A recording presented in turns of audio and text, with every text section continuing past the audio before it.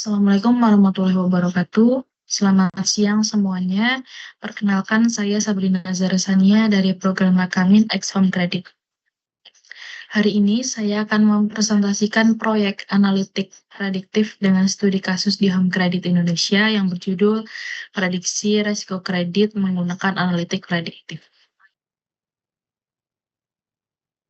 Di Home Credit, sekitar 8% nasabah mengalami gagal bayar yang tentu berdampak langsung pada profitabilitas perusahaan.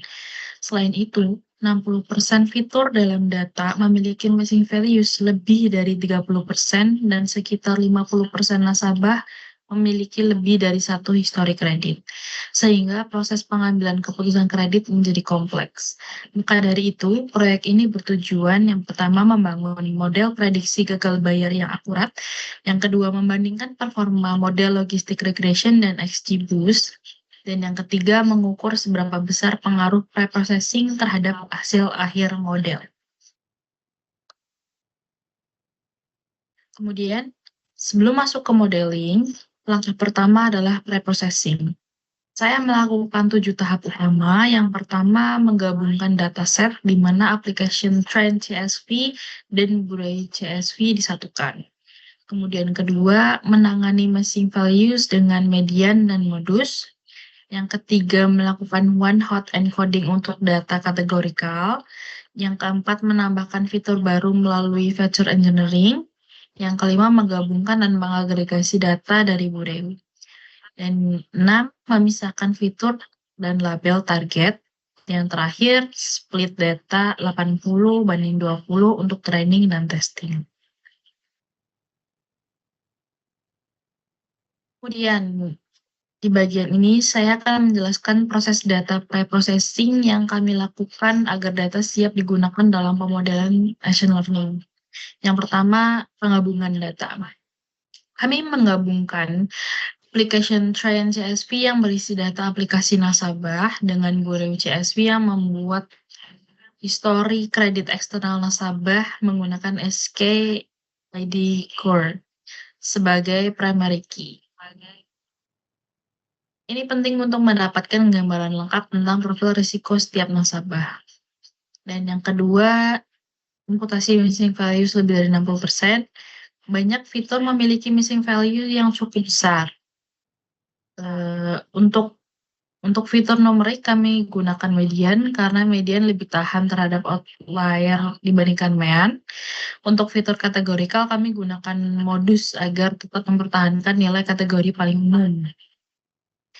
Dan yang ketiga, one-hot encoding semua kolom kategorikal. Semua fitur kategorikal kami konversi menjadi bentuk numerik biner agar bisa diproses oleh algoritma machine learning.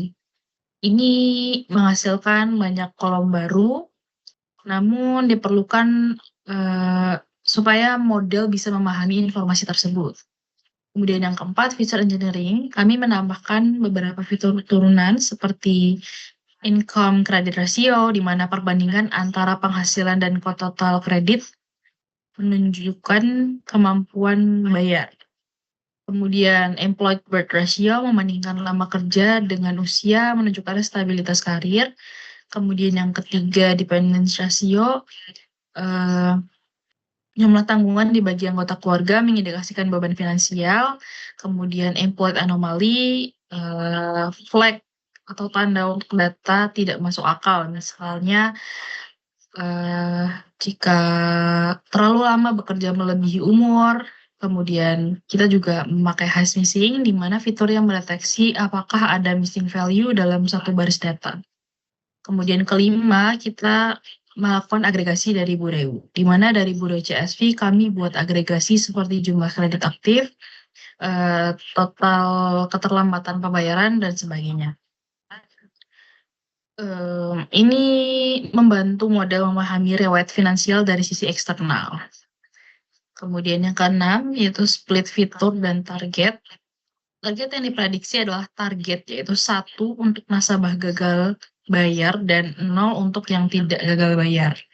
Kemudian ketujuh, trend test split. Data dibagi 80/20 training atau pelatihan dan pengujian atau testing. Kami gunakan stratifikasi agar proporsi nasabah gagal bayar tetap seimbang di kedua subset karena data ini imbalance.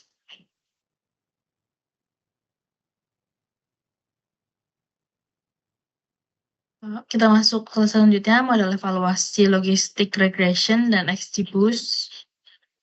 Kami menggunakan dua model utama. Yang pertama logistik regression. Ini adalah model yang sederhana dan transparan, sering digunakan dalam dunia perbankan karena mudah diinterpretasi. Logistik regression bekerja berdasarkan probabilitas logis dari kelas target. Kemudian yang kedua, kita menggunakan XGBoost, di mana XGBoost adalah model berbasis ensemble yang sangat populer karena akurasi dan efisiensinya. Cocok untuk data tabular seperti kasus kredit ini. Kemudian metodologi yang kami gunakan karena data kami bersifat imbalance, nasabah gagal bayar jauh lebih sedikit, maka kami menggunakan 3 metrik utama. Yang pertama itu area under the ROC curve atau AUC, mengukur seberapa baik model membedakan antara dua kelas. Nilai 0,5 artinya tebak-tebakan, semakin mendekati 1 semakin baik. Yang kedua recall, di mana mengukur seberapa banyak nasabah gagal bayar yang berhasil dikenali oleh model. Ini penting karena kita ingin meminimalkan risiko gagal bayar. Kemudian F1 score, di mana merupakan harmonisasi antara precision dan recall sangat berguna saat data tidak seimbang karena akurasi saja bisa menyesatkan atau tidak kurang tepat gitu. Data yang digunakan untuk evaluasi adalah 20% dari total data yang disisihkan saat split dan belum pernah dilihat oleh model saat pelatihan agar evaluasi lebih adil. Kemudian hasil awal model sebelum tuning. Berikut ini adalah hasil awal dari dua model sebelum dilakukan tuning. Logistic regression memiliki AUC sebesar 0,63, artinya kemampuan model dalam membedakan nasabah gagal bayar dan tidak masih terbatas. Hanya sedikit lebih baik dari tebak-tebakan. Kemudian recall sebesar 0,57, artinya model bisa mendeteksi 57% dari seluruh nasabah yang sebenarnya gagal bayar. Namun F1 skornya hanya 0,19, menunjukkan bahwa keseimbangan antara precision dan recall masih sangat rendah. Di sisi lain, XGBoost menunjukkan performa yang lebih baik bahkan sebelum tuning. AUC memiliki nilai 0,76, jauh lebih tinggi dibandingkan logistik regression, menandakan kemampuan klasifikasinya memang lebih baik. Kemudian recall-nya 0,62, berarti lebih banyak nasabah gagal bayar yang berhasil dideteksi. Kemudian F1 score memiliki nilai 0,28, menunjukkan hasil yang lebih seimbang namun tetap lebih optimal, belum optimal. Dari grafik batang terlihat jelas bahwa XGBoost unggul di ketiga metrik, namun nilai F1 score yang rendah pada kedua model menandakan bahwa adanya tantangan besar adalah pada data imbalance, di mana nasabah gagal bayar jumlahnya jauh lebih sedikit dibandingkan yang tidak gagal bayar. Kemudian hyperparameter tuning untuk optimasi model. Kami melakukan tuning model di mana logistic regression ini kita memasukkan C sama dengan 0,1, kemudian class weight menjadi balance, kemudian pada XGBoost kita mengubah max depth menjadi 5 dan learning rate-nya menjadi 0,1. Model kemudian disimpan dalam format PKL agar bisa digunakan kembali. Tuning ini berhasil meningkatkan performa, terutama data minoritas dapat dilihat pada grafik di sini. Hasil setelah tuning. Setelah digunakan hyperparameter tuning, kita melihat peningkatan performa pada kedua model. Untuk logistic regression, AUC meningkat menjadi 0,65, lebih baik dalam klasifikasi dibanding sebelumnya. Kemudian recall naik ke 0,62, artinya model sekarang bisa mengenali lebih banyak nasabah gagal bayar. Kemudian F1 score naik ke 0,21, masih rendah tapi menunjukkan perbaikan dari sebelumnya. Untuk SG Boost yang sudah dituning, IUC naik menjadi 0,77, mendekati ideal dan menunjukkan kemampuan klasifikasi yang kuat. Kemudian recall meningkat ke 0,68, menandakan sensitivitas terhadap nasabah gagal bayar makin tinggi. Kemudian F1 score naik menjadi 0,29, tertinggi di antara semua model yang diuji. Dari grafik perbandingan setelah tuning, kita bisa simpulkan bahwa memang model XG Boost ini tetap menjadi model terbaik dengan performa lebih stabil dan skor evaluasi yang unggul.